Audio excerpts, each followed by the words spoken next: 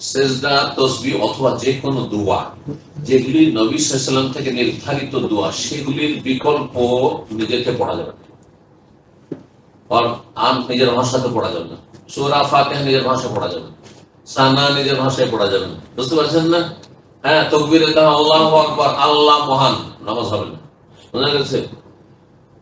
আর এইরকমই রুকুতে সুবহান রাব্বিয়াল আযীম আপনি বলবেন সুবহানাল্লাহ আলহামদুলিল্লাহ, না হবে না। তবে যে নিউ মুসলিম জানে না তার জন্য হবে, বা কিছুই জানে না, সে আল্লাহু আকবার সুবহানাল্লাহ যাই বলে তাতে হয়ে যাবে। কিন্তু আপনি একজন মুসলিম, আপনার সুবহান রাব্বিয়াল আযীম বলতে হবে। ভুল করে অনিচ্ছা কিন্তু সুবহান রাব্বিয়াল আলা হয়ে গেল, ওলামারা বলেছেন তখন হয়ে যাবে। সুবহান রাব্বিয়াল আলা থেকে সুবহান রাব্বিয়াল আযীম হয়ে গেল, নামাজ নষ্ট হয়ে যাবে, ভুলে গেলে। কিন্তু আপনি ইচ্ছেকৃত আপনি এটাকে ওখানে করবেন, এটাকে ওখানে করবেন, এটা জায়েজ না। বাবার বদল আর কিছু বলবেন, তাও চলবে না। আর তাহাত আপনি বাংলায় বলবেন, তাহলে না চলবে। দরুদ আল্লাহুম্মা সাল্লি আলা মুহাম্মদ চলবে না, জায়েজ না, ওটাই জায়েজ।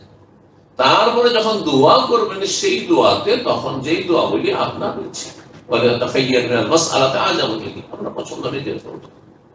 আরবি দিয়ে যদি অর্থ বুঝে করেন আলহামদুলিল্লাহ ভালো, না হলে আপনার প্রয়োজন আছে, রবের সাথে কথা বলছেন। এখানে ভাববেন না যে আমি বাংলা বলে যেন নামাজ নষ্ট হয়ে যাবে, আপনি রবের সাথে কথা বলছেন।